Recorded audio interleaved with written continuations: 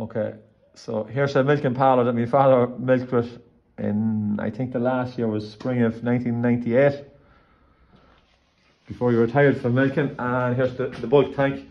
And the birds have moved in here a bit, so this place is far from tidy and clean. It hasn't been used in years. So a bit like Lord Muck with his will it start things. Kayla's going to fire up the power for the milking parlour. So there's the agitator working on the bulk tank. So, hold on. There's a big propeller spinning inside here, Kayla, look. Harry be interested in this, he'll be building these tanks at home in his spare time. You see it? Yeah. Okay, and we've got another flip switch there. Oh, hold on. I think this was the start stop for the milking machine. I think the stop is stuck. Is it all of them up, yeah? Yeah, okay, so right, a couple of minutes ago we tried the start stop on the milking machine and it actually ran the milking machine motor. But I think this control is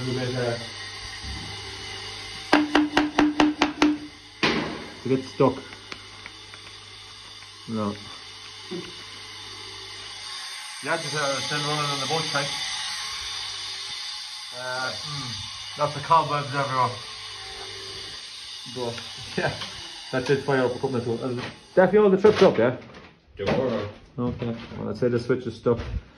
So that's no, that's the water pump, Ken. That's the water pump running. So that's the bulk tank there. So a wee bit before Caleb's time. Caleb was born in 2002. So this was idle as long as you're alive, Caleb, yeah? Sounds like a number. I think there's a lot of similar stories around the country of farms that used to run enterprises of a certain scale or size, and one generation retires and the next maybe doesn't follow on. The economics of things change. So there's the bulk tank there now, Caleb, look. All the creamy pints of milk to come out of that. So maybe you might start milking cows, Caleb, will you? Yeah. At least it has the hole in the wall for getting it out. Yeah, we won't talk about that. That's another story. So there you go. And there was the original milking parlour over there where Caleb now has his prize car parked. That's where the cows used to be milked. That's the crush. This is the heart of the farmyard here, Caleb. This is where it all happened. This is where the money was made back in the day. The milk loader used to come down. It used to come down actually to here. This old building over here used to be where the milk tank was originally. This is yeah, similarly abandoned looking thing. We're going to repurpose this building, but that's where the milk tank used to be in that there. And anyone they can see, okay, my dad decided to make the milk tank a little bit bigger at some stage. He knocked a hole in the wall. Now, I'll let you have your own thoughts there, lads and lassies. He removed enough of the wall to let the tank through. We won't make any comment on his his engineering on how the roof might stay up. It didn't fall. That was done about 50 years ago. Yeah. Yeah, and I'm going to show you the last little. Come out here, Caleb. I know just how old the milking parlour is. You get the idea why the door was narrow, Caleb. You could squeeze out, but the cows couldn't squeeze in. Yeah. So this is the original milking parlour building in here. And here's the date on the wall. So my grandfather, that's Caleb's great grandfather, built this milking parlour in 1969. So do the years, Caleb. What's 20? Oh, Jesus, I'm going 20. How many years ago? 1970 is 30 plus 20, 55 years ago. Is that right? Yeah.